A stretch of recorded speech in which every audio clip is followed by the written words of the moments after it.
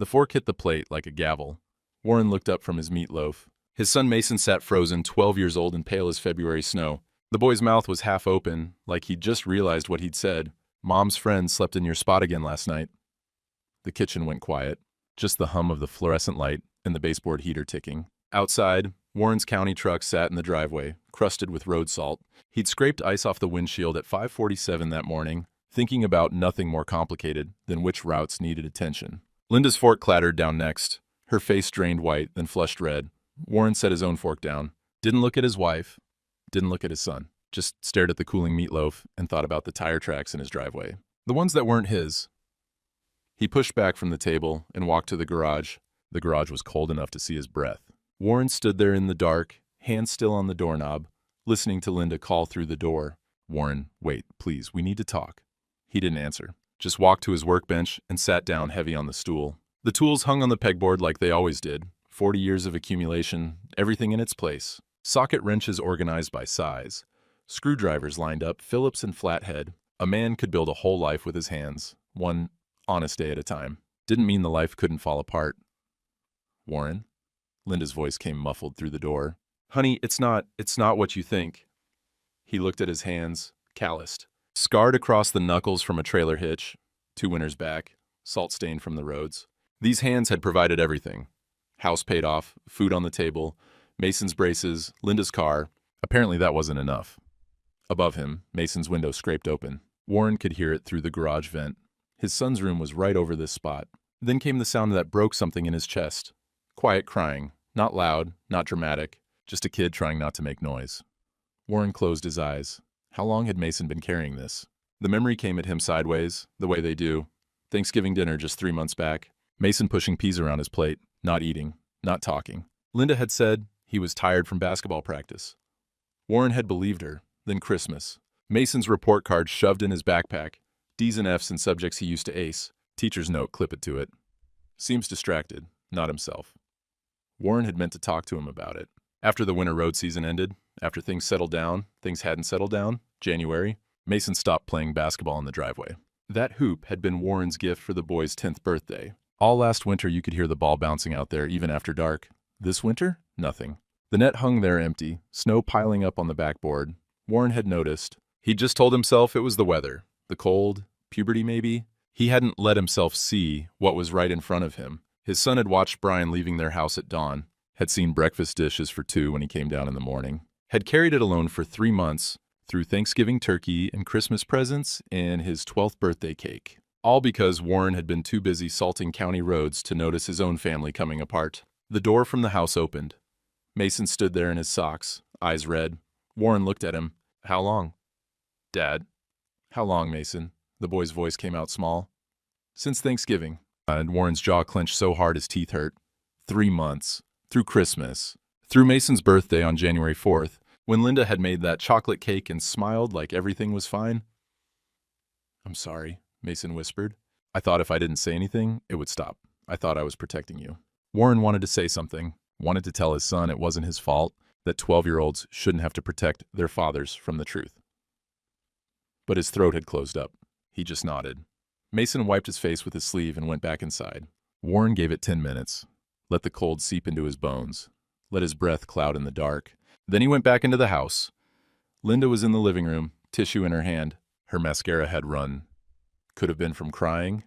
Could have been from rubbing at it. Hard to tell anymore what was real with her. It just happened twice, she said before he could speak. I swear, Warren. Brian helped with the furnace last month. Got snowed in, and I was lonely, and you're always working nights. Brian. The name tasted wrong in his mouth. He's just a friend. Was a friend. It won't happen again, I promise. I'll end it. I'll do anything to fix this. Warren stood there looking at her. 28 years of marriage. Mason was 2 when they'd met. Warren's first wife had died of cancer when the boy was just a baby. He'd thought Linda was a second chance, thought he was giving his son a mother. The tire tracks in the driveway, he said. How many times? She hesitated. A few, for coffee, to talk. Nothing like, how many times, Linda? I don't know, maybe 10, 15. The tissue twisted in her hands. She reached for him and he pulled back. I'm sleeping in Mason's room tonight, he said. Warren, and those insurance forms you wanted me to sign. I'll look at them tomorrow. And something flickered across her face. Just for a second. Irritation maybe, or fear. Then it was gone, covered over with the crying again. Okay, she said quietly. Okay, whatever you need. And he went upstairs, got his pillow from their bed, his bed, the one he'd paid for, and carried it to Mason's room. The boy had already moved to the couch downstairs. Warren lay there, in the dark, listening to the house settle. Around 2 in the morning, he heard Linda's phone buzz. Once, twice, 3 times, he got up for water. The light was on under the living room door. He opened it quiet. Linda was on the couch, phone screen lighting up her face, typing fast, smiling at whatever she was reading. She didn't notice him standing there. Warren watched for 30 seconds. Then he closed the door, silent as snow. Warren was in the driveway at 5:47, same as always, coffee thermos steaming in the cold.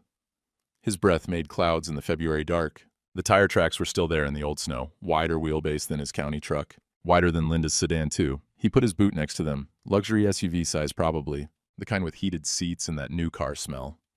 Morning, Warren. He looked up. Phyllis Koenig was at her mailbox, bundled in her late husband's barn coat. She was always up early, church organist for 40 years, habit stuck even in retirement. Morning, Phyllis.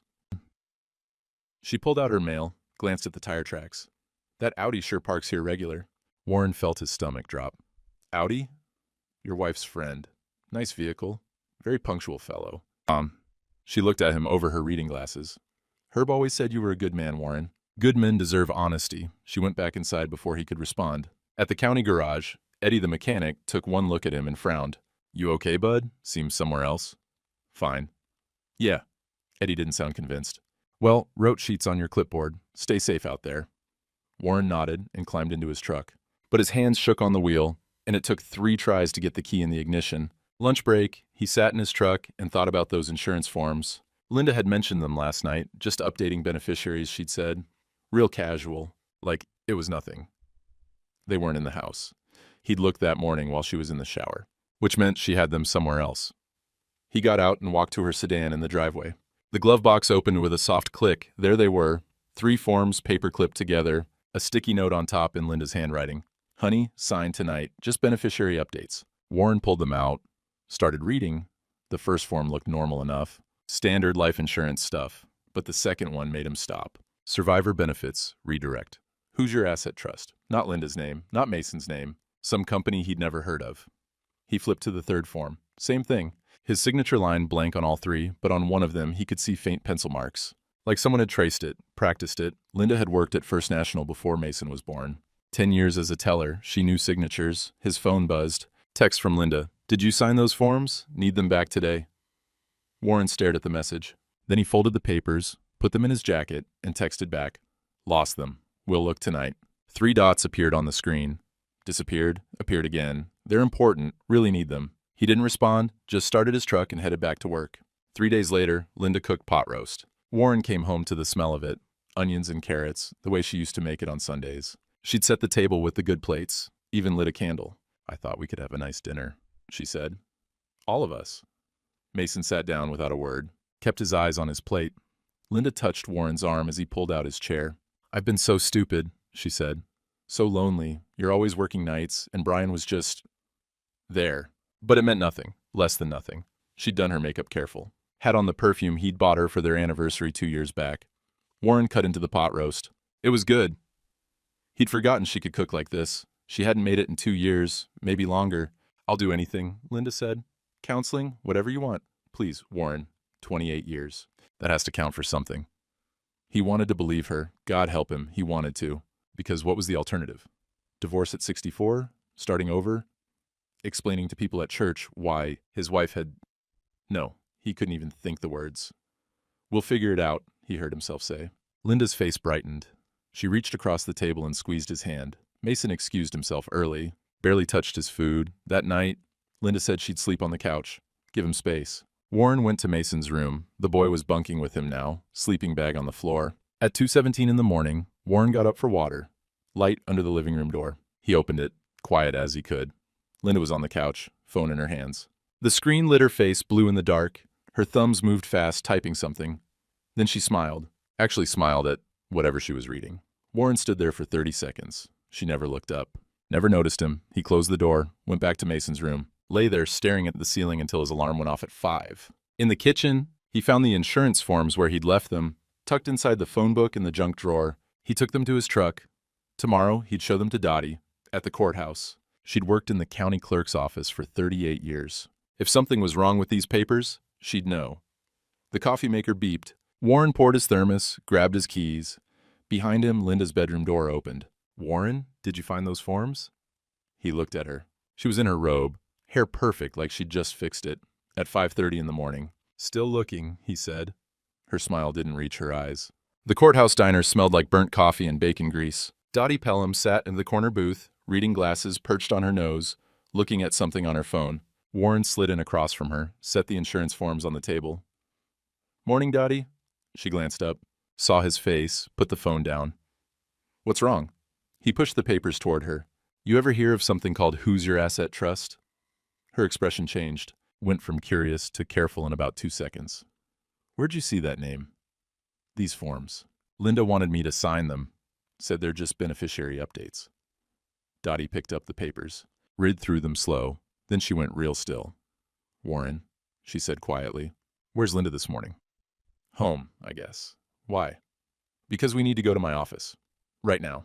Dottie's cubicle was in the basement of the county building, file cabinets floor to ceiling, everything labeled in her neat handwriting. She pulled his personnel file from a drawer, flipped through it, and laid 2 documents side by side. "These are your real beneficiary forms? The ones on file with the county?" Warren looked. His signature from 6 years ago, when he'd updated everything after his mama died. Linda listed as primary beneficiary, Mason as secondary. "Now look at these." Dottie pointed to the forms he'd brought. Same signature lines. But the beneficiaries were different. Hoosier Asset Trust, some company he'd never heard of. "What is it?" he asked. Dottie typed on her computer, pulled up the Indiana Secretary of State website, clicked through a few screens. "Hoosier Asset Trust, registered December 8th. She turned the monitor toward him. "Managing partner, Brian Callahan." The name hit Warren like a fist. He sat back hard in the chair. I know who it is," Dottie said. Her voice had gone cold. "Linda's been asking about him at church coffee. Introduced him around Thanksgiving. Said he was an insurance agent helping with some paperwork." Warren couldn't breathe right. The cubicle felt too small. What were they trying to do? Dottie pulled up another screen. His pension information. 40 years of service, early retirement eligible at 62, full retirement at 65. "Your survivor benefits," she said. "If something happened to you, Linda gets $3,400 a month, for life." Warren did the math in his head. $40,000 a year. For maybe 20, 30 years, if Linda lived to 80. Jesus. But if you'd signed these forms," Dottie tapped the fake documents, "those benefits would have gone to Brian's company instead. Linda would have gotten nothing. You would have gotten nothing. But $500,000. Give or take." Dottie looked at him over her glasses. "Warren, Linda worked at First National for 10 years. She knows how signatures work." He stared at the forms, at the signature line where his name should have been. One of them had faint pencil marks underneath, like someone had traced his signature, practiced getting the loops right. "How many did they forge?" he asked. Dottie's face told him before her words did. "3 that I can see. Maybe more. But you never signed anything, right?" "No. Something felt wrong, so, he stopped. I brought them to you instead." "Good." She gathered the papers into a folder. "I'm making copies of everything. You're going to need them." "For what?" "A lawyer, Warren. This isn't marriage problems anymore. This is fraud." He sat in his truck in the courthouse parking lot for 40 minutes.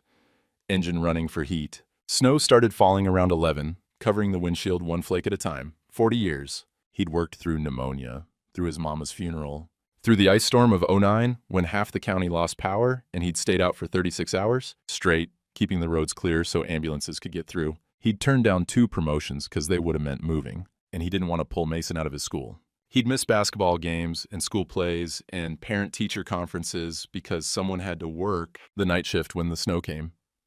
And they'd been planning to steal it. All of it.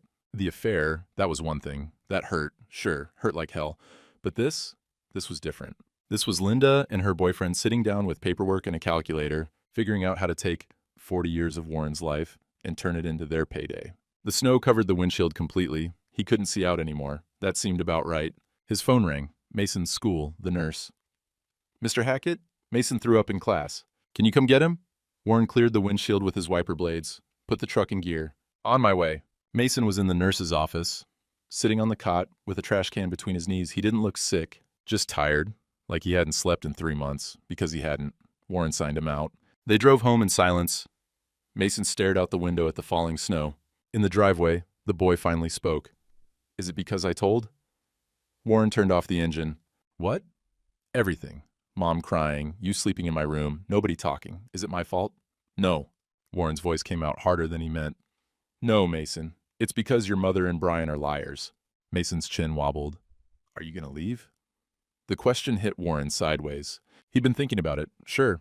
Last night, driving his salt routes, he'd passed the exit to I-65 South. Florida was 3 days away. He could send money for Mason, visit on holidays, start over somewhere warm where nobody knew him. But looking at his son now, 12 years old, carrying the weight of adult secrets, Warren knew he couldn't do that. "No," he said. "I'm not going anywhere. This is my house. You're my son. That doesn't change." Mason wiped his eyes, nodded. They sat there for a minute, watching snow pile up on the hood. "Dad?" "Yeah?" "I should have told you sooner." Warren looked at him, really looked. Saw the dark circles under his eyes, the way his shoulders hunched like he was trying to disappear. "You were trying to protect me," Warren said. "That makes you a good kid, even if—" His throat closed up. "Even if the way you did it was hard." Mason grabbed the door handle. "I'm gonna go lie down." "Yeah, okay." Warren watched his son trudge through the snow to the front door. Inside, Linda's car was gone. There was a note on the counter in her handwriting. "At my sister's for a few days. Need space to think." Warren crumpled the note, looked around the kitchen. Mason's backpack dumped by the door, homework spilling out, dishes in the sink from breakfast, coffee pot still on from this morning, the coffee burned to sludge. This was his house. He'd paid for every brick, every nail, every light fixture, 40 years of overtime and snow routes and missed Thanksgivings. And they tried to steal it. He pulled out his phone, called Dottie. "I need that lawyer," he said. "Your nephew. The one who does family law?" "I'll call him tonight," Dottie said. "Warren, you're doing the right thing." And he wasn't sure about that. But he knew he couldn't keep living like this, frozen, paralyzed, pretending everything was fine, while his wife texted her boyfriend at 2 in the morning. Mason appeared in the kitchen doorway. "Dad, you hungry?" Warren looked at his son, thought about teaching him what it meant to be a man, what it meant to stand up even when standing up was hard. "Yeah," he said. "Let's figure out dinner together." They made scrambled eggs and toast. Mason burned the first batch, but the second one came out okay. They ate standing at the counter, not talking much, just being there. Outside, the snow kept falling. The tire tracks in the driveway started filling in. Tomorrow, Warren would start fighting back. Tonight, he'd make sure his son knew one thing. They were going to be okay, maybe not the same, maybe not what they'd been, but okay. 2 weeks went by like walking through mud. Linda came back after 3 days, didn't apologize, didn't explain, just moved her things to the couch and acted like sleeping in separate rooms was normal. Like their family hadn't blown apart over meatloaf and a 12-year-old's truth. Warren kept to Mason's room. The boy had taken to the couch in the basement, said he liked it down there. But Warren knew better. Mason was giving him space. A kid shouldn't have to do that. Mornings, Warren left at 5:45. Linda pretended to be asleep. Mason made his own breakfast, cereal at first, then toast, then eventually eggs that only stuck to the pan half the time. Evenings, Warren worked late, took every overtime shift the county offered. When he came home, Linda would have dinner on the table. They'd eat in silence. Mason would disappear to his room. Linda would clean up, then retreat to the couch with her phone. Warren would lie in Mason's bed, staring at the ceiling, listening to her phone buzz. Once, twice, 3 times a night. He should have done something. Filed papers. Called that lawyer Dottie mentioned. Something. But he couldn't make himself move. Sunday morning, Warren went to church alone. Linda said she had a headache. Mason said he had homework. The Methodist church sat on the corner of Main and 4th, white clapboard with a steeple that needed paint. Warren had been going there 40 years. Knew every creaking board, every hymn by heart. He took his usual spot, 3rd pew from the back, right side. Coffee hour after the service was in the basement. Folding tables with store-bought cookies and a big percolator that Mrs. Henderson had donated in 1987. Warren poured himself a cup, black, no sugar, and tried not to notice the whispers. Mrs. Henderson and Mrs. Kowalski stood by the cookies, heads bent together. When Warren walked past, their conversation stopped. Mrs. Henderson looked away, quick. Mrs. Kowalski studied her coffee like it held the secrets of the universe. Phyllis appeared at his elbow. "Cream, right?" "Black's fine." "Suit yourself." She dumped cream in her own cup, stirred it slow. "How's Mason doing?" "Okay, I think." Kids are resilient." She took a sip. How about you? Warren didn't answer, just drank his coffee and tried not to feel like everyone in the basement was watching him. In the parking lot afterward, Sheriff Hendricks caught him by his truck. Hendricks was Warren's second cousin on his mama's side. Good man. Fair. Warren. Sheriff. Heard you might be having some trouble. Hendricks kept his voice low. I'm around if you need. He didn't say what kind of trouble. Didn't need to. Warren nodded. His throat was too tight to speak. Hendricks clapped him on the shoulder once and walked away. Everyone knew. The whole damn town knew his wife was sleeping with someone else, and Warren was just, what, living with it? Sleeping in his son's room like a guest in his own house? He sat in his truck for 10 minutes before he could make himself drive home. Night routes were worse. Warren volunteered for the 6 p.m. to 2 a.m. shift 3 times that week. Told Eddie it was for the overtime. Eddie didn't argue, but his face said he knew better. Out on the county roads, it was just Warren, in the dark, and the snow coming down steady. The salt spreader rattled in the truck bed. The radio played low, old country, songs his daddy used to listen to.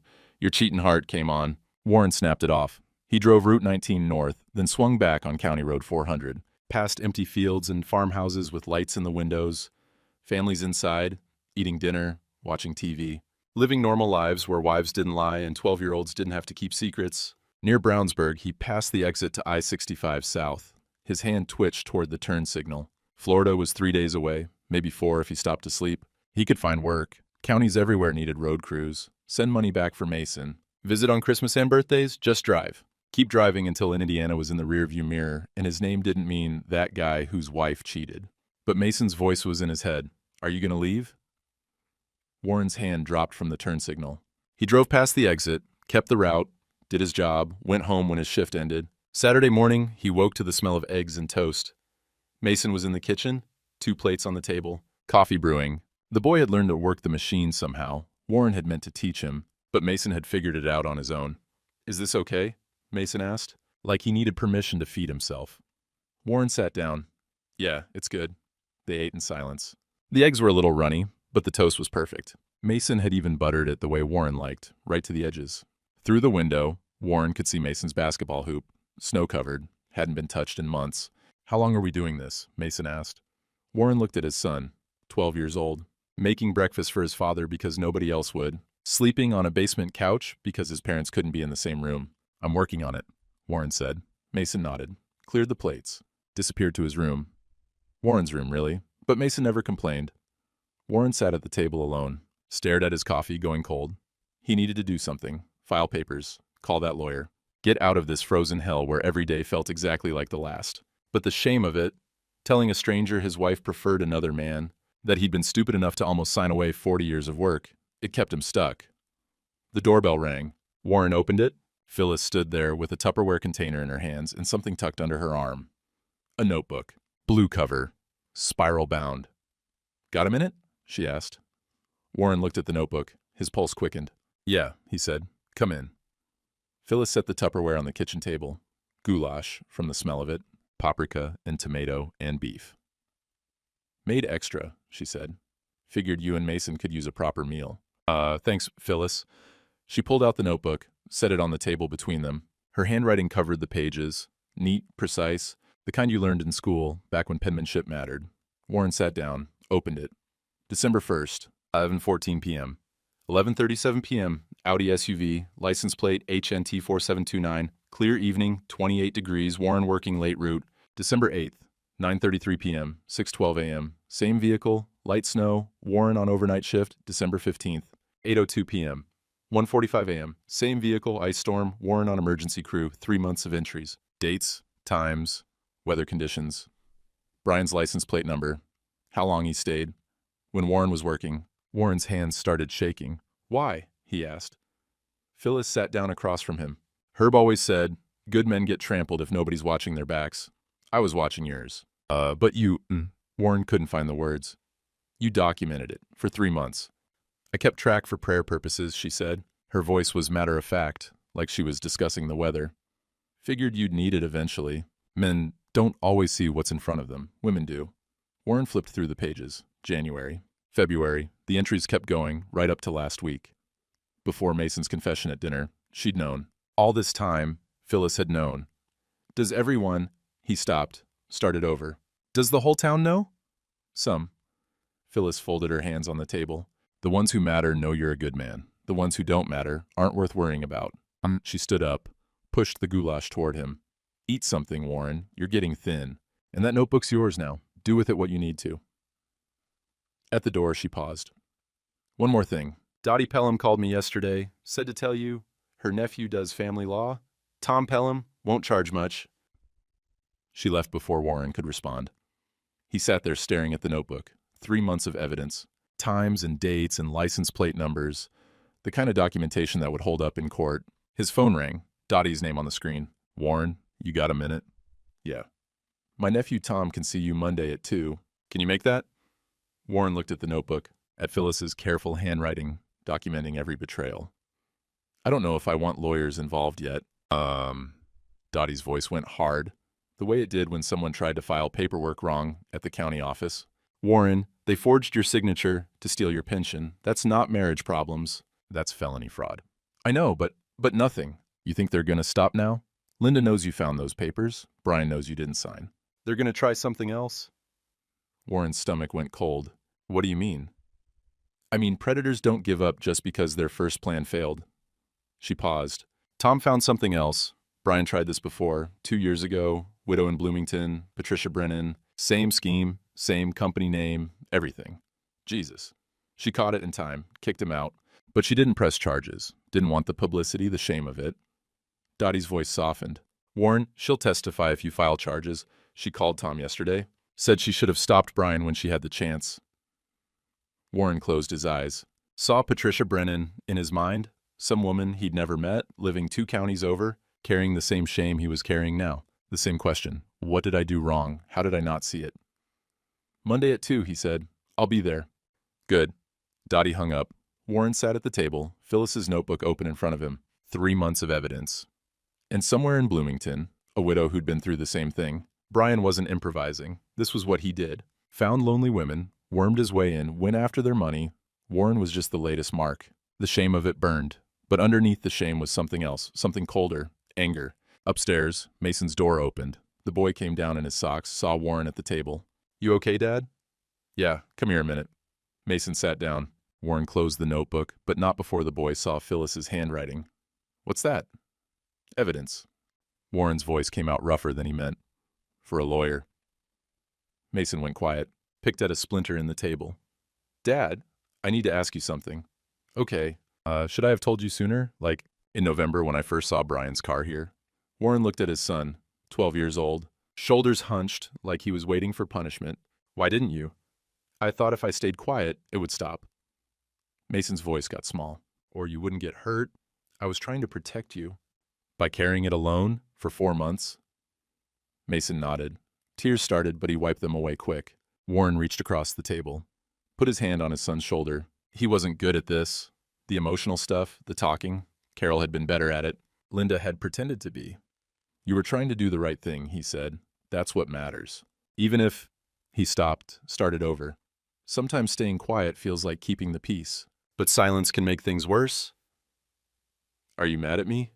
No. Warren squeezed his shoulder. I'm proud you finally told the truth. That took guts. Mason wiped his face. What happens now? Monday, I meet with a lawyer. After that, Warren looked at the notebook. At 3 months of his wife's betrayal documented in Phyllis's neat handwriting. After that, we'll see.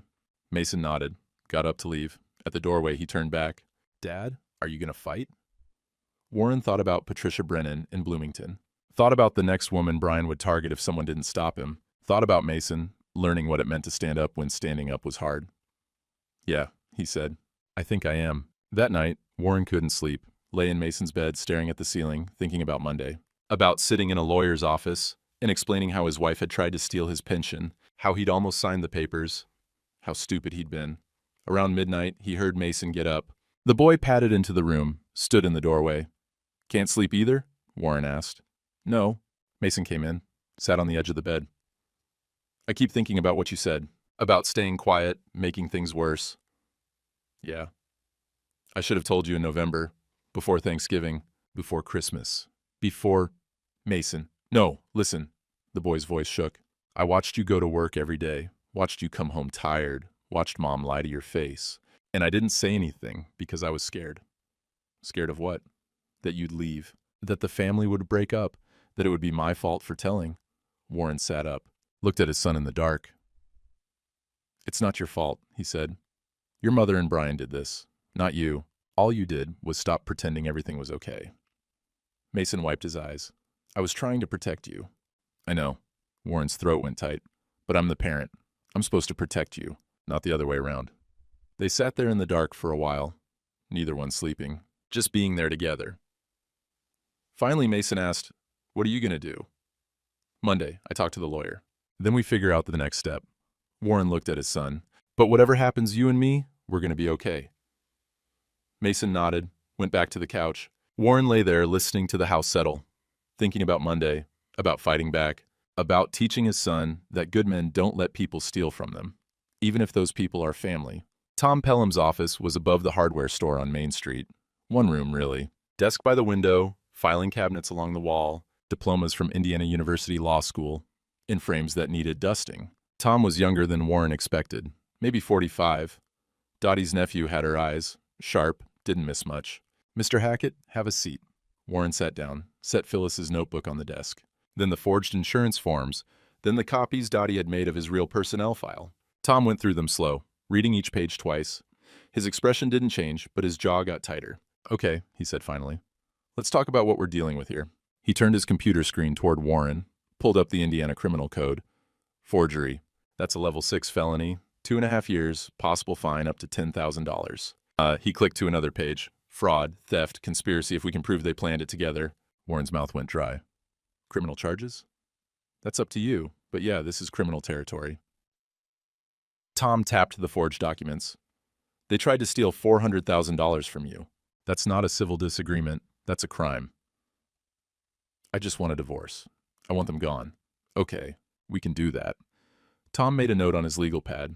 But here's what you need to understand. In Indiana, marital assets get split 50-50 unless there's cause for fault-based divorce. Adultery is cause. So is fraud. Meaning you keep the house, full pension, no alimony. She leaves with whatever personal property she brought into the marriage. Tom looked at him. But you have to be willing to present this evidence. In court, if it comes to that. Warren thought about standing in front of a judge, explaining how his wife had slept with another man, how they'd tried to steal his pension, how stupid he'd been. What about Mason? He asked. He's 12, old enough for the judge to consider his preference, but not old enough to choose outright. Tom's voice softened. Does Linda want custody? I don't know. She hasn't mentioned it. Has she been in contact with Mason since this started? Warren thought about it. 2 weeks since the fork drop dinner, Linda and Mason in the same house. But she hadn't asked about his homework, hadn't asked about school, hadn't made him breakfast or checked if he was okay. No, Warren said. She hasn't. Tom made another note, then he pulled up something else on his computer. Your aunt mentioned a previous victim, Bloomington. I did some digging. He turned the screen again. Patricia Brennan, widow. Brian befriended her in 2020. Got her to name him as beneficiary on her life insurance. She caught it when her daughter reviewed the paperwork. Did she press charges? No, she just wanted him gone. Tom leaned back in his chair. But she'll testify now. I talked to her yesterday.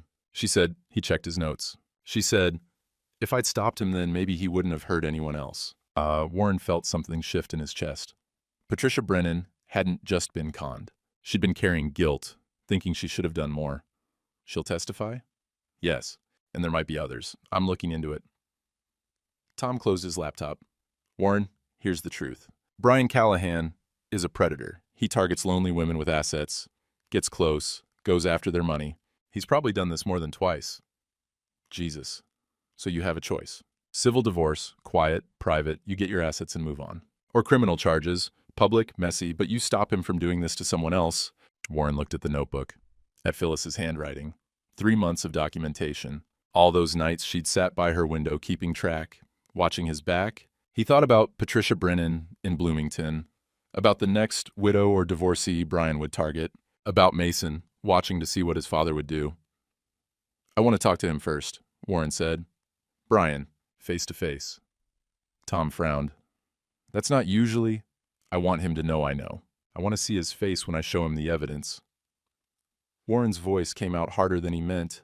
Then we'll decide about charges. Tom studied him for a long moment. Okay, but if you do that, I want the sheriff on standby, and I want you to record it. He won't get violent. He's too smart for that. Maybe, but I've seen men do stupid things when they're cornered. When Tom pulled out a business card, call me after you talk to him. We'll figure out next steps. Warren spent Tuesday building the case. At his kitchen table, he made a timeline. November, Brian first appears. December, Who's Your Asset Trust registered? January, forged insurance forms. February, Mason's confession. He checked Linda's car registration, found Brian listed as co-signer on her lease from January. Warren had never approved that, never even been asked. He photographed everything, the forged signatures, Phyllis's notebook, the Who's Your Asset Trust registration from the Secretary of State website. Sheriff Hendricks stopped by that evening. Warren had called him, explained what he was planning. Sunday at 2, Warren said. I'm going to confront him with the evidence. Hendricks nodded. I'll be 5 minutes away. You call if it goes sideways. It won't. Maybe. But save my number just in case. Hendricks looked around the kitchen. Where's Linda? Upstairs. We're not talking much. Probably for the best. Hendricks headed for the door, then paused. Warren, you're doing the right thing. It don't feel like it now, but you are. Saturday night, Warren laid the documents on the coffee table, arranged them in order, forged signatures first, then Phyllis's notebook, then the Bloomington case file Tom had given him. Linda came downstairs, saw him organizing papers. What's all that? Getting ready for tomorrow. For what? Warren looked at her. Brian's coming over, 2 o'clock. We're going to discuss some paperwork. Her face went white. Warren, if this is about those insurance forms, I can explain. 2 o'clock tomorrow, he said. Be here or don't, up to you. She opened her mouth, closed it, went back upstairs without another word. Mason appeared in the hallway. Dad, you want me to stay at Phyllis's tomorrow? No, stay in your room. Let me handle it. Okay, Mason hesitated. You sure about this? Warren looked at the evidence spread across his coffee table. 40 years of work, 3 months of betrayal, a widow in Bloomington who'd carried guilt for 2 years. Yeah, he said. I'm sure. He pulled out his phone, texted Brian. Need to discuss some paperwork. Sunday 2 p.m. at my place. Important. 3 dots appeared. Disappeared. Appeared again. Sure thing, Warren. Happy to help. Warren read it twice. That confidence. That smooth, helpful tone. Not for long. Sunday 1:58 p.m. Warren stood at the living room window, coffee mug in his hand. The Audi pulled into the driveway. Clean, expensive. Everything Warren's salt-crusted county truck wasn't. Brian got out wearing a polo shirt and khakis. Cologne probably cost more than Warren's winter coat. He checked his phone, smiled at something, then walked toward the house. Warren opened the door before Brian could knock. Warren. Brian extended his hand. Good to see you. Warren didn't shake, just stepped aside. Come in.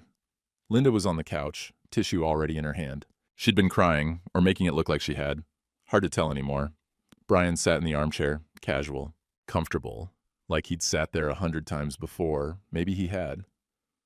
So, Brian leaned forward, hands clasped. Linda mentioned something about paperwork?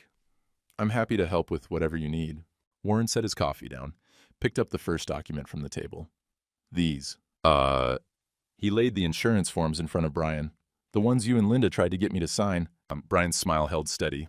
Oh, those. Yeah, those were just routine beneficiary updates. Linda asked me to help, since I work in insurance.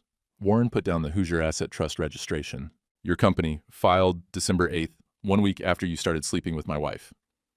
The smile faltered, just a flicker, but Warren saw it. Warren, I think there's been some confusion. No confusion. Warren's voice stayed level. Here's what's confusing to me. Why you'd try to steal $400,000 from a man whose bed you're sleeping in. Brian sat back. His face changed. The friendly insurance agent disappearing. Something harder underneath. Warren, you're upset, I understand. But you need to calm down and think about what you're saying. I'm calm. Warren put down Phyllis's notebook. 3 months. Every time you came to my house, dates, times, your license plate number, my neighbor kept track. Brian stared at the notebook, his jaw tightened. That's stalking. That woman has no right. She has every right. It's her property. She can watch whatever she wants from her window. Warren sat down across from him. You want to know what else is interesting? The signature on these forms. He laid down the comparison dot he had made. Real signature next to the forged attempts. Someone practiced signing my name. 3 times. Got the loops almost right, but the pressure's wrong. Warren looked at Linda. You worked at First National for 10 years. You know, signatures. Linda's face crumpled. Warren, we weren't trying to. Yes, you were. He put down the last document. Patricia Brennan, Bloomington. You tried the same thing 2 years ago. Same company name, same scheme. She'll testify. Brian stood up fast. The chair rocked back. This is ridiculous. You can't prove any of... Sit down. Something in Warren's voice made Brian stop, made him look at Warren like he was seeing him for the first time. Warren didn't raise his voice. Didn't need to. You can leave right now, or I can call Sheriff Hendricks. He's my cousin. He's 5 minutes away. Your choice. Brian grabbed his coat. You know what? This is insane. Linda, let's go. She's not going anywhere with you. This is between married people. Footsteps from the kitchen. Everyone turned. Mason stood in the doorway. He had a plate in his hands. Had been making lunch. The plate had 2 eggs on it. The boy set it down on the counter, careful and quiet. Then he looked at Brian.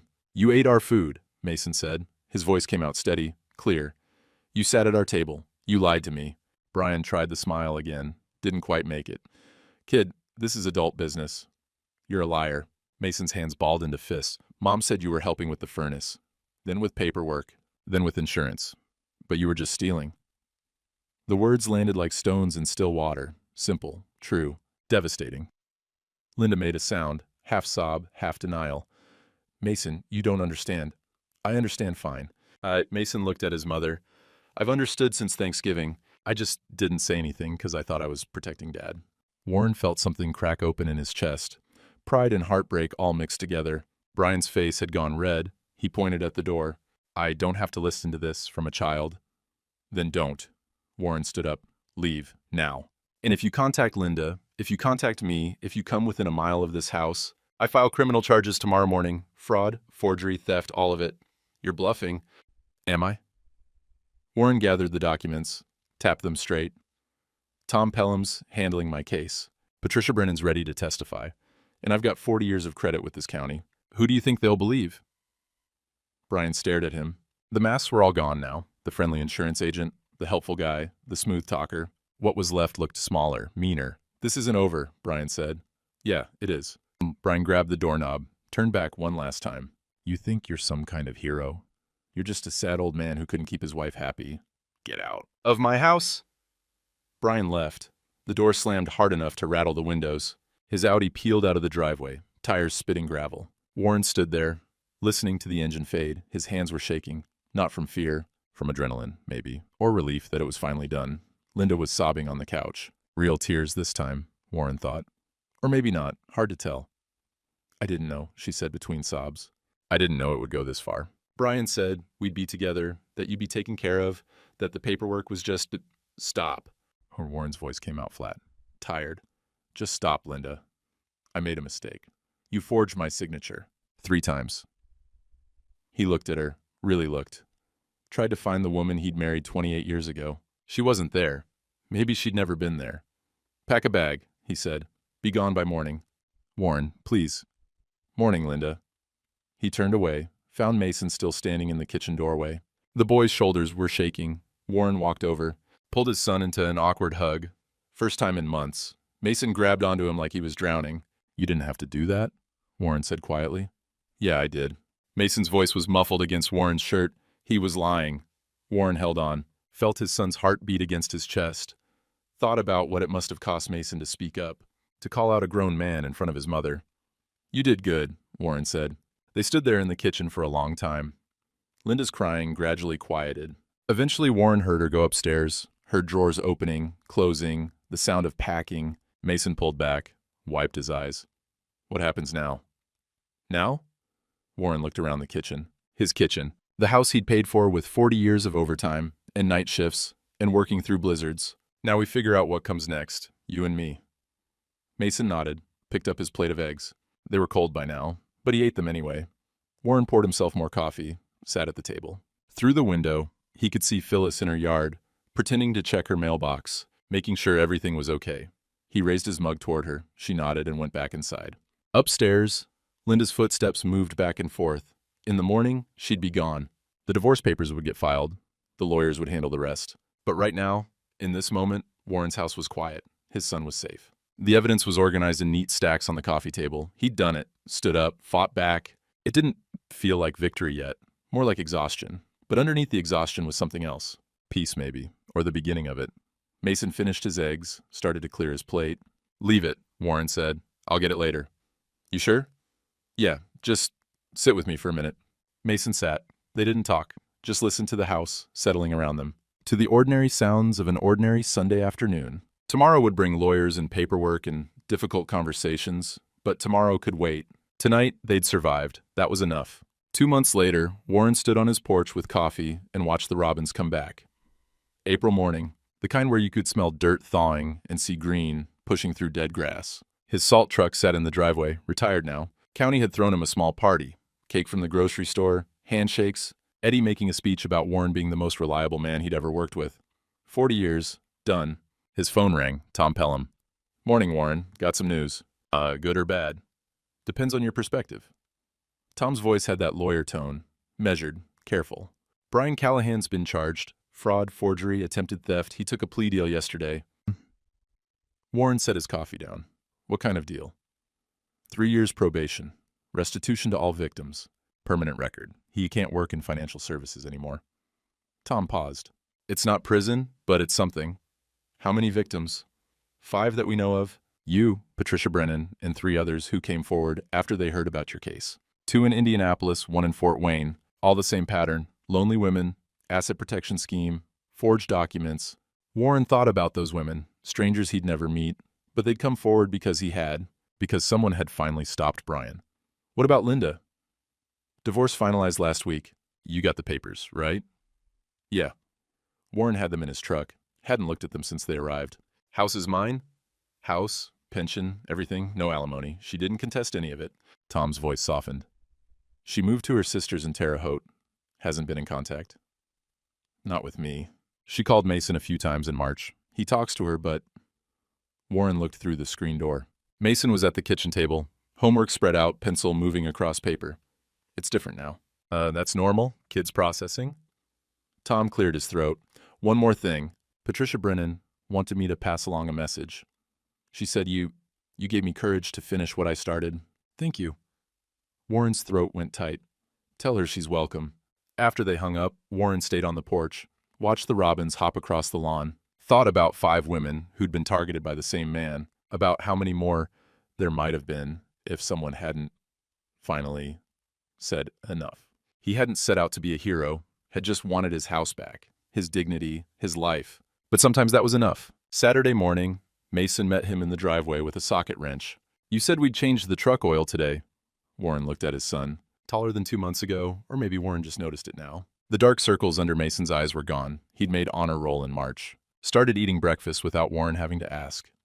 "Yeah, let's do it." They worked in silence mostly. Warren showing Mason where to put the drain pan, how to check the filter, the right way to pour new oil without spilling. "Not too fast," Warren said. "Let it find its own level." Mason nodded, concentrated like he was defusing a bomb. "Got it right on the first try." "Good," Warren said. "You're a natural." They were washing their hands with the hose when Phyllis called over the fence. "You 2 want lunch? Made extra kielbasa." They ate on her porch, grilled sausage and sauerkraut and rye bread. Phyllis asked about Mason's classes, about Warren's retirement. Didn't mention Linda or Brian or any of it. Just normal conversation, like they'd been having lunch on Saturdays for years. Maybe they would now. After they left, Mason asked, "Does she do that for everyone?" "Do what?" "The food, the checking in."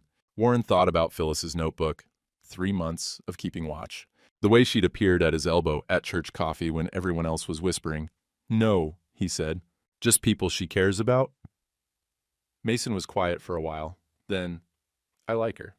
"Me too." That evening, they watched a basketball game. Pacers versus Miami. Mason explained the plays. Why the defense collapsed. What the point guard should have done differently. Warren didn't understand half of it, but he liked listening to his son talk. Liked hearing him sound like a kid again. During halftime, Mason turned to him. "Dad, I'm trying out for the team next fall." "Yeah?" "Yeah, I miss playing." He picked at the couch cushion. "I stopped because everything felt, I don't know, wrong. But it doesn't feel wrong anymore." Warren looked at his son. Thought about Mason making his own breakfast back in February. Scrambling eggs because no one else would. Learning to take care of himself at 12 years old because his parents couldn't take care of him. "I'm glad," Warren said. "Me too." The game came back on. Mason leaned against Warren's shoulder. Hadn't done that since he was maybe 8. Warren didn't move. Didn't want to break the moment. Later, after Mason had gone to bed, Warren sat on the porch in the dark, listened to spring peepers in the drainage ditch down the road, watched Phyllis's porch light click on across the way. His phone buzzed. Text message. Linda's name. Can I talk to Mason tomorrow? Warren stared at the screen, thought about deleting it, blocking her number, making it so she couldn't reach them anymore. But Mason was almost 13, old enough to decide if he wanted to talk to his mother, old enough to set his own boundaries. Warren typed back, "That's up to him, I'll ask." 3 dots appeared, disappeared, no response came. Warren set the phone down, finished his coffee. When he went inside, Mason was in the kitchen getting water. "Your mom wants to talk tomorrow, if you want to." Mason filled his glass, drank half of it. "Okay," he said finally. "But just for a few minutes." "That's fine. You can hang up whenever you want." Okay." Mason rinsed his glass. "Dad, is it bad that I don't miss her much?" Warren thought about how to answer that. Thought about all the ways a person could fail someone they were supposed to love. "No," he said. "It's not bad. It's honest." Mason nodded and went back to bed. Warren stood in the kitchen, looking at the table where they ate dinner now. Just the two of them. Simple meals, grilled cheese, spaghetti, chicken and rice. Nothing fancy. But they ate together. Talked about Mason's day, about what needed fixing around the house. It wasn't the family Warren had planned, but it was the family he had, and it was enough. Late April, evening light stretching long across the yard, Warren and Mason on the porch, Mason doing homework, Warren reading the newspaper. Comfortable silence between them. A cardinal sang from the oak tree, 3 notes, over and over. Mason looked up. "What kind of bird is that?" "Cardinal, male. You can tell by the red." "What's the song mean?" "Marking territory, probably. Letting other males know this spot's taken." Warren set the paper down. "Or calling for a mate. Could be either." They listened for a while.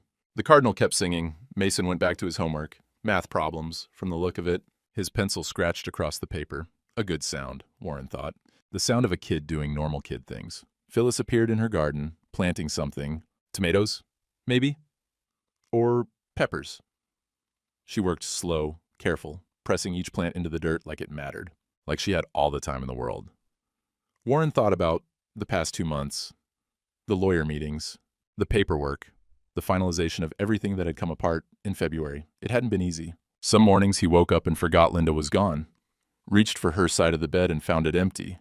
But then he'd remember the forged signatures, the lies. Brian's smug face, and the emptiness felt less like loss and more like space.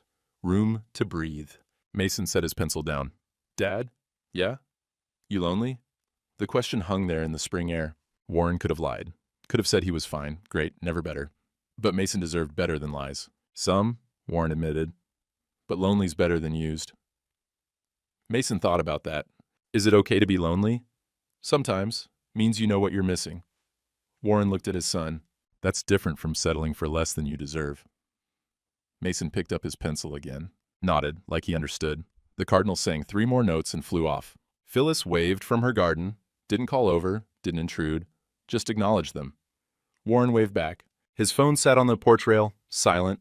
No text from Linda today. Maybe tomorrow, maybe not. Either way, Warren and Mason would be okay. The sun dropped lower. The air turned cool. Mason finished his homework and went inside to start dinner. They were taking turns now, learning together. Tonight was spaghetti. Simple, hard to mess up. Warren stayed on the porch a little longer, listened to the neighborhood settling into evening, Phyllis's radio playing something old through her kitchen window, a truck passing on the county road, the screen door spring creaking as Mason went in and out. Ordinary sounds, ordinary life.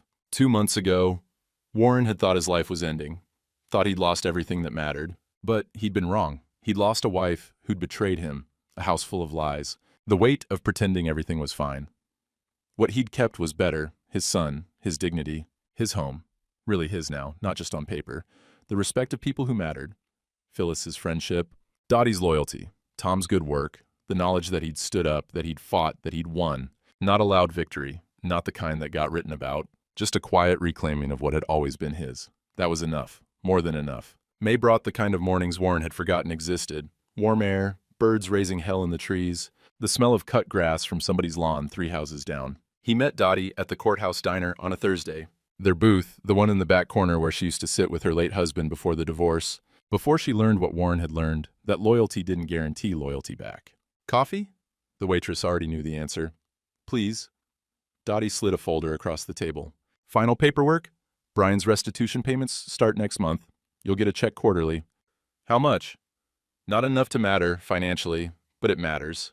She stirred cream into her coffee. He's paying 6 people now. 2 more came forward last week. Women from his church in Carmel. Warren shook his head. His church. Predators go where the prey is. Dottie's voice was flat, factual. The voice of someone who'd seen too much human nature through 38 years of county paperwork. You stopped him, Warren. That's what matters. Patricia Brennan stopped him first. I just finished it.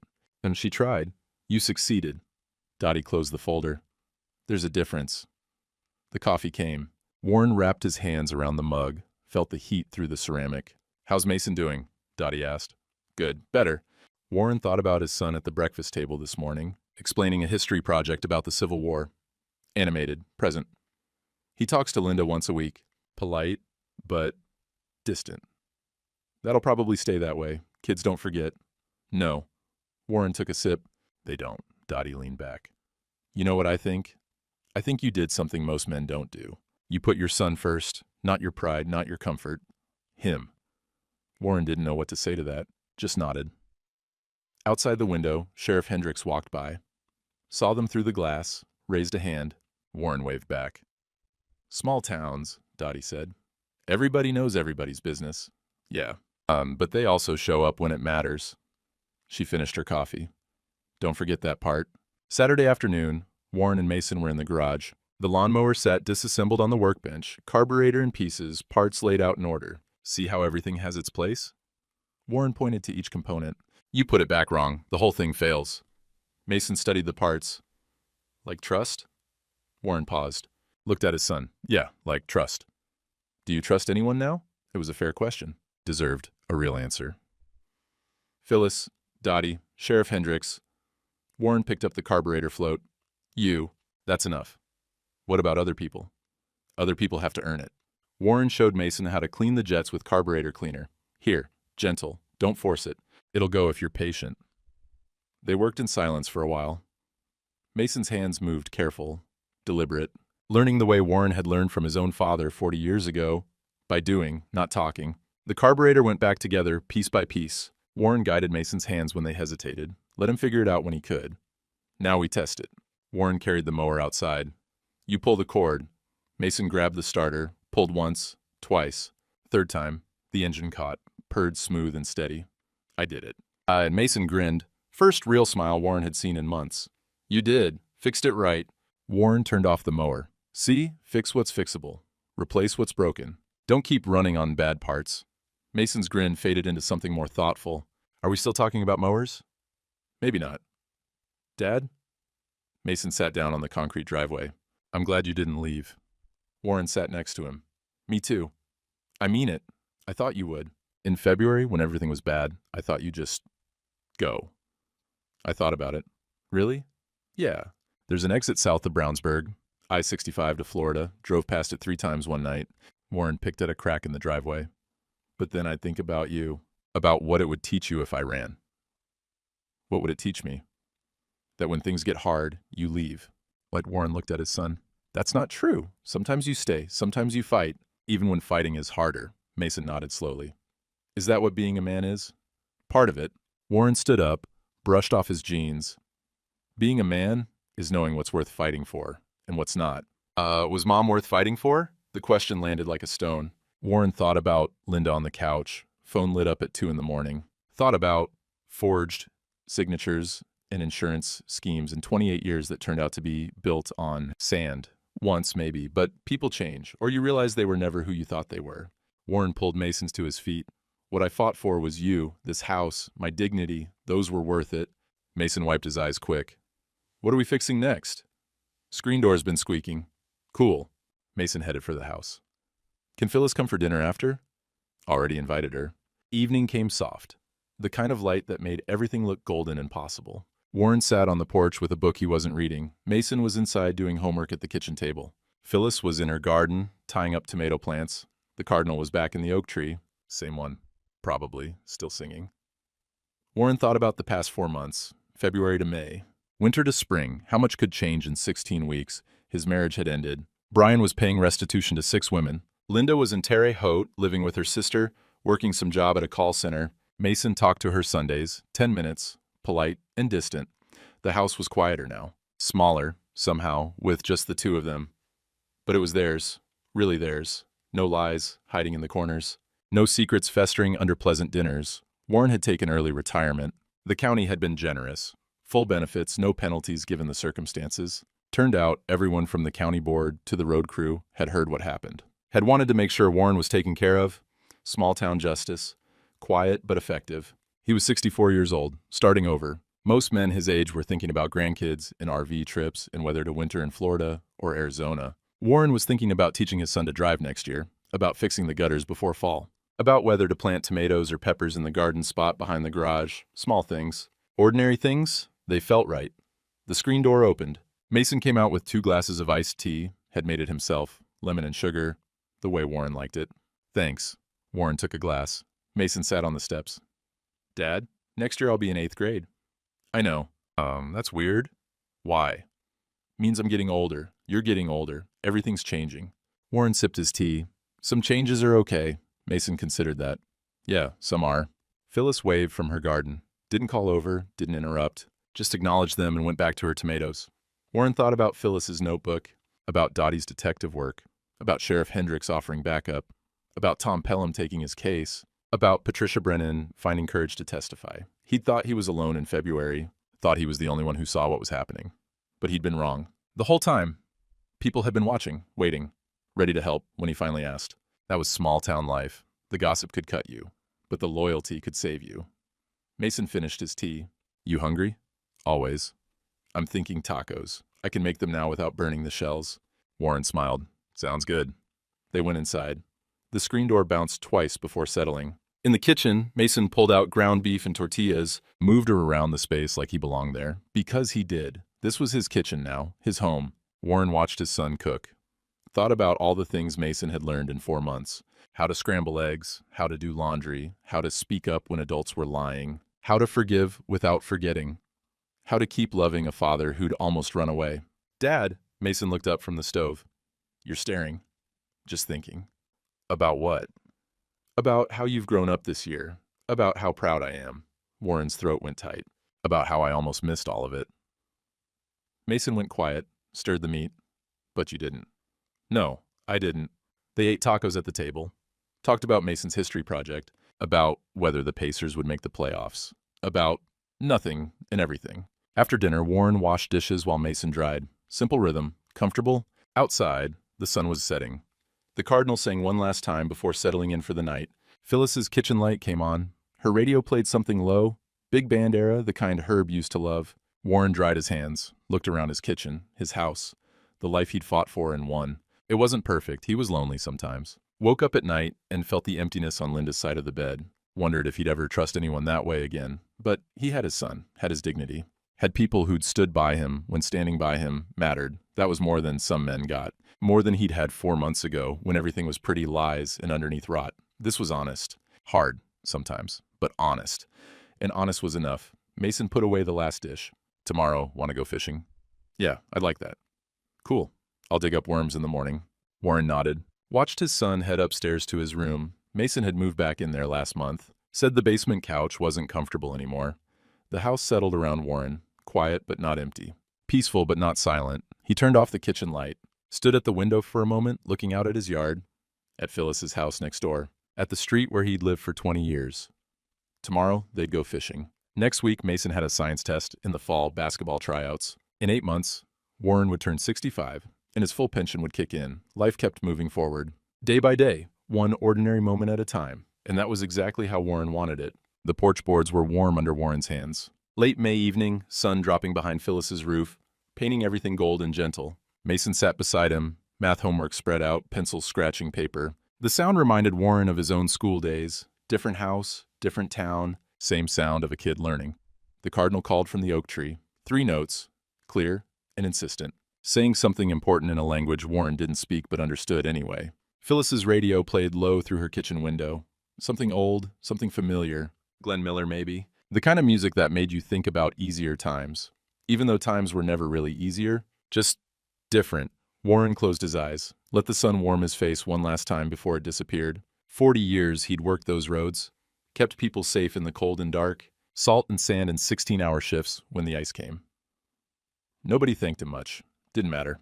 He knew what he'd done. Same with this. Nobody'd write songs about a man who kept his dignity, who taught his son that standing up was hard but necessary, who learned the difference between loneliness and being used.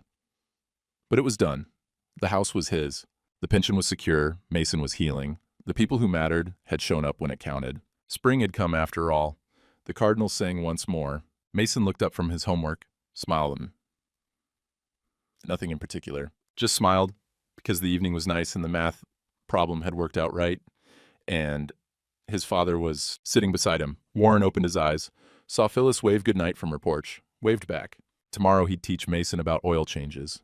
Next week they'd fix the gutters. In the fall, maybe plant some trees.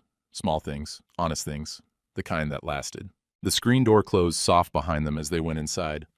The Cardinals' song faded into evening. That was enough.